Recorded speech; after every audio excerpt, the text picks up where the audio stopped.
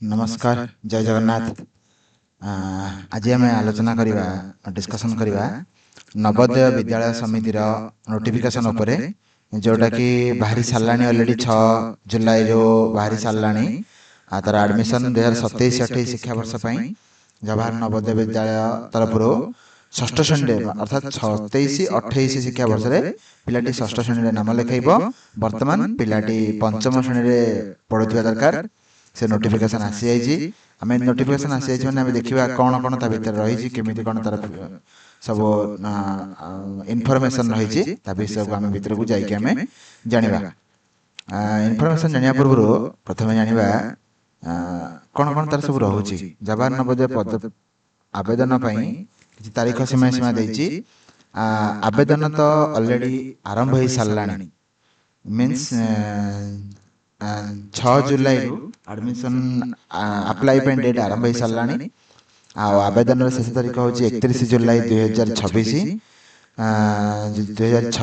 जोटा कि शेष तारीख। आ परीक्षा तारीख हूँ 28 नवेम्बर 2026 तार जो एंट्रांस डेट हम नवोदयर से 28 नवेम्बर 2026 मुझे कही रखुच्छी 28 नवेम्बर 2026 पिलांकर नवोदय परीक्षा हम।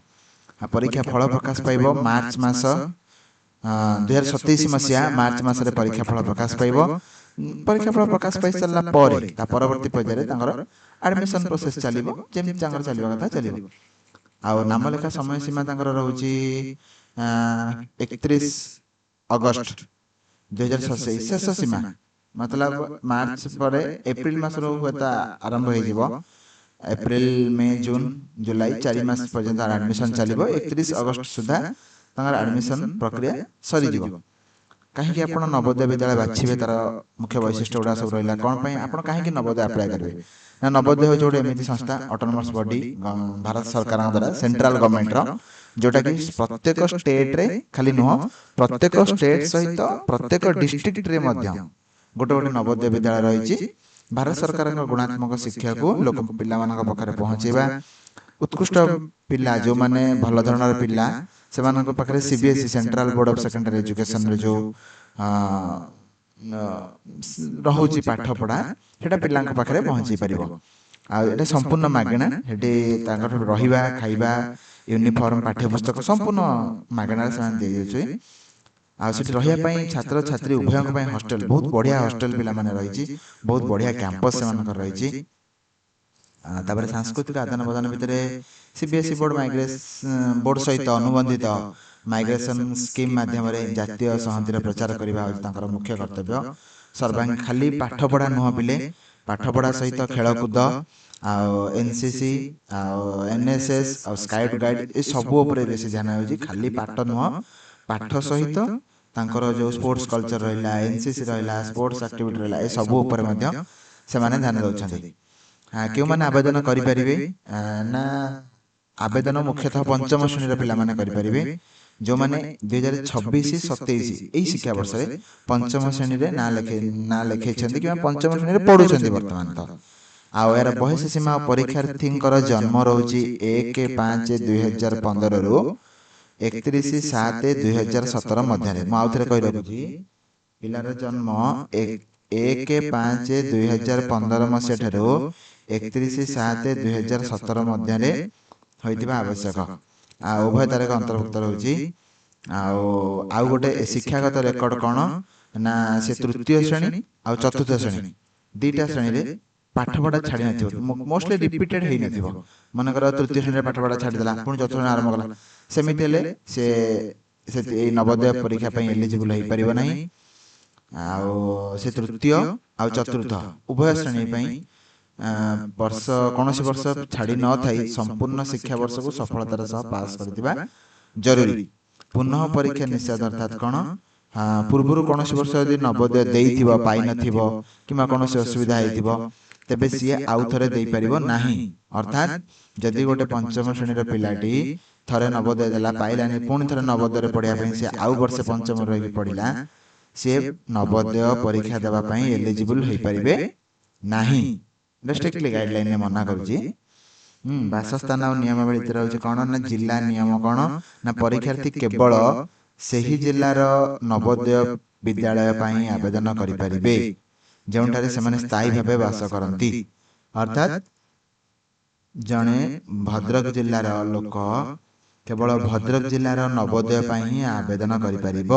ଖାଲି ଏତିକି ନୁହେଁ, ସେ ଭଦ୍ରକ ଜିଲ୍ଲାର ଲୋକ ହେଇଥିବା ଯେମିତି ଜରୁରୀ, ସେ ସେଇ ଭଦ୍ରକ ଜିଲ୍ଲାରେ ହିଁ ତାର ପଞ୍ଚମ ଶ୍ରେଣୀ ପାଠ କରୁଥିବ। ଯଦି ଜଣେ ତୃତୀୟ କିମ୍ବା ଚତୁର୍ଥ କୁ କେଉଁଝର କିମ୍ବା ବାଲେଶ୍ୱର ଜିଲ୍ଲାରେ କରି ପଞ୍ଚମ ଶ୍ରେଣୀ କି ଭଦ୍ରକ ଜିଲ୍ଲାରେ କରୁଛି, ଯୋଉଟାକି ତାର ହୋମ୍ ଡିଷ୍ଟ୍ରିକ୍ଟ, ତାହେଲେ ମଧ୍ୟ ସେ ଏଲିଜିବଲ ହେଇପାରିବ। ଆଉ 10 କିଲୋମିଟର ପରିଧି ନିୟମ ହେଉଛି ଯଦି ଜଣେ ଛାତ୍ର ଜଣକ ପଡ଼ୋଶୀ ଜିଲ୍ଲାରେ ପଢ଼ୁଥାନ୍ତି, ତେବେ ତାଙ୍କ ସ୍କୁଲ ନିଜ ଘରଠାରୁ ସର୍ବାଧିକ 10 କିଲୋମିଟର ମଧ୍ୟରେ ଥିଲେ ହିଁ ସେ ନିଜ ସ୍ଥାୟୀ ଜିଲ୍ଲା ପାଇଁ ଆବେଦନ କରିପାରିବେ। ଏଟାକୁ କ୍ଲିୟରଲି କହି ରଖୁଛି, ଯଦି ଜଣେ ଛାତ୍ର ଜଣକ ପଡ଼ୋଶୀ ଜିଲ୍ଲାରେ ପଢ଼ୁଥାନ୍ତି, ତେବେ ତାଙ୍କ ସ୍କୁଲ ଅର୍ଥାତ୍ ମନେକର ଜଣେ ଭଦ୍ରକରେ ପଢ଼ୁଛି, ଯଦି ଭଦ୍ରକ କେଉଁଝରର ଗୋଟେ ସ୍କୁଲ ତାଙ୍କ ଘରଠାରୁ ଅର୍ଥାତ୍ 10 କିଲୋମିଟର ଭିତରେ ହୋଇଥିବ, ତେବେ ସେ ସ୍ଥାୟୀ ଜିଲ୍ଲା ପାଇଁ ଆବେଦନ କରିପାରିବେ। ଅପରିବର୍ତ୍ତନ ତଥ୍ୟ କ'ଣ ନା ଆବେଦନ ଫର୍ମ ସବମିଟ୍ ହେବା ପରେ କୌଣସି ତଥ୍ୟ ବଦଳା ଯାଇପାରିବ ନାହିଁ। ଥରେ ୱାନ୍ସ ଫର୍ମ ସବମିଟ୍ ହେଇସାରିଲା ପରେ ଆଉ ତାର କିଛି ଚେଞ୍ଜ ଚାଞ୍ଜ ହେଇପାରିବ ନାହିଁ। ତେଣୁ ଯତ୍ନର ସହିତ ଫର୍ମ ଆପ୍ଲାଏ କରନ୍ତୁ। ତାପରେ ଏକ୍ଜାମିନେସନ୍ ପାଟର୍ନ କହୁଛି କ'ଣ ନା ଏକ୍ଜାମିନେସନ୍ ପାଟର୍ନ ଜାଣିବା, ମାର୍କ ପାଟର୍ନ ଜାଣିବା କ'ଣ ନା ମୁଖ୍ୟତଃ 2 ଘଣ୍ଟାର ପରୀକ୍ଷା, ସକାଳ 11:30 ଆରମ୍ଭ କରି 1:30 ପର୍ଯ୍ୟନ୍ତ ପରୀକ୍ଷା। ମୋଷ୍ଟଲି ସମୟରେ ହିଁ ସେୟା ହୁଏ। ଆଉ ପ୍ରଶ୍ନ ଟାଇପ୍ ହେଉଛି 80ଟା ପ୍ରଶ୍ନ ରହୁଛି MCQ, ଆଉ 100 ମାର୍କ, ଅର୍ଥାତ୍ ଗୋଟେ ପ୍ରଶ୍ନକୁ 1.25 ମାର୍କ ରହିବ ସେମାନଙ୍କର। ତା ପରବର୍ତ୍ତୀ ପର୍ଯ୍ୟାୟରେ ରହିଥିଲା ମାନସିକ ଦକ୍ଷତା ଏବଂ EVS। ମାନସିକ ଦକ୍ଷତା EVS କ'ଣ ନା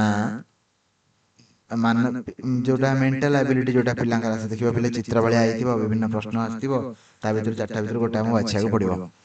ଏଥିରେ 40ଟା ପ୍ରଶ୍ନ ରହୁଛି। 40ଟା ପ୍ରଶ୍ନ ପାଇଁ 50 ମାର୍କ, ପ୍ରତ୍ୟେକ ପ୍ରଶ୍ନ ପାଇଁ 1.25 ମାର୍କ, ଯାହାର ସମୟ ରହୁଛି 60 ମିନିଟ୍। ତାପରେ ରହୁଛି ଗଣିତ ପରୀକ୍ଷା। ଗଣିତ ପରୀକ୍ଷାରେ ପାଖାପାଖି 20ଟା ପ୍ରଶ୍ନ ଆସୁଛି, ଆଉ 20ଟା ପ୍ରଶ୍ନ ପାଇଁ 25 ମାର୍କ ରହିଛି, ଯାହାର ସମୟ ସୀମା ପାଖାପାଖି 30 ମିନିଟ୍ ରହୁଛି। ତାପରେ ଭାଷା ରହୁଛି, ନିଜ ମାତୃଭାଷାରେ ସେମାନେ ପରୀକ୍ଷା ଦେବେ, ଯୋଉଠି 20ଟି ପ୍ରଶ୍ନ ପାଇଁ ପାଖାପାଖି 25 ମାର୍କ ରହୁଛି। 30 ମିନିଟ୍ର ସମୟ ସୀମା ରହୁଛି ସେମାନଙ୍କ ପାଇଁ। ଆଉ ଗୋଟେ ଜିନିଷ ହେଉଛି ଦିବ୍ୟାଙ୍ଗ ପରୀକ୍ଷାର୍ଥୀମାନଙ୍କ ପାଇଁ 40 ମିନିଟ୍ ଅଧିକା ସମୟ ତରଫରୁ ଦିଆଯିବ।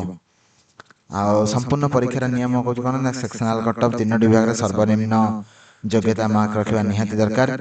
ଅର୍ଥାତ୍ EVS କିମ୍ବା ରେ ମେଣ୍ଟାଲ ଆବିଲିଟି ଟେଷ୍ଟ, ଯୋଉଟା MAT ମେଣ୍ଟାଲ ଆବିଲିଟି ଟେଷ୍ଟ, ଆଉ କିମ୍ବା EVS ରେ 14 ମାର୍କ ରହିବା ତ ନିହାତି ଜରୁରୀ। ଗଣିତରେ ଅନ୍ୟାନ୍ୟ 7 ମାର୍କ ରହିବ, ଆଉ ଭାଷାରେ ମଧ୍ୟ 7 ମାର୍କ ରହିବ। ଆଉ ପ୍ରତ୍ୟେକ ଠିକ୍ ଉତ୍ତର ପାଇଁ 1.25 ମାର୍କ ପ୍ରଦାନ କରାଯିବ, କୌଣସି ନେଗେଟିଭ୍ ମାର୍କିଂ ନାହିଁ। OMR ବ୍ୟବହାର ନିୟମ କ'ଣ ନା କେବଳ ନୀଳ କିମ୍ବା କ'ଣ ଏମିତି OMR ବ୍ୟବହାର କରିବେ ନା କେବଳ ନୀଳ କିମ୍ବା କଳା ବଲ୍ ପେନ୍ ବ୍ୟବହାର କରିବେ ସେମାନେ ପିଲାମାନେ। ଆଉ କ'ଣ ପେନସିଲ୍ କିମ୍ବା କରେକ୍ସନ୍ ପେନ୍ ଆଉ ୟୁଜ୍ ପେନ୍ ଜମା ଆଦୌ ସେମାନେ ବ୍ୟବହାର କରିପାରିବେ ନାହିଁ। ଆଉ ଟ୍ରାଇବେକର ନିୟମ ହେଉଛି ସମାନ ମାର୍କ ରହିଲେ ସେଟା କେମିତି ରହିବ, ମାନସିକ ଦକ୍ଷତା ପରେ ଗଣିତ ମାର୍କ, ତାପରେ ସେଇ ହିସାବରେ ତାଙ୍କର SC ST କାଉଣ୍ଟ, ବାଳିକା ଆଉ କମ୍ ବୟସର ପିଲା, ଏସବୁକୁ ନିୟମକୁ ନେଇକି ସେଇ ହିସାବରେ ସିଲେକ୍ସନ୍ ପ୍ରୋସିଜର କରାଯିବ। ତାପରେ ସିଟ୍ ରିଜର୍ଭେସନ୍ କେମିତି ରହିଲା ନା ଗ୍ରାମାଞ୍ଚଳ ପାଇଁ ଯୋଉଟା ରୁରାଲ ରିଜର୍ଭେସନ୍ ପଲିସି ଅନୁସାରେ ଅତି କମରେ 75% ତାଙ୍କର ଆସନ ରହିବ, ତାଙ୍କର ସିଟ୍ ରିଜର୍ଭେସନ୍ ରହିବ।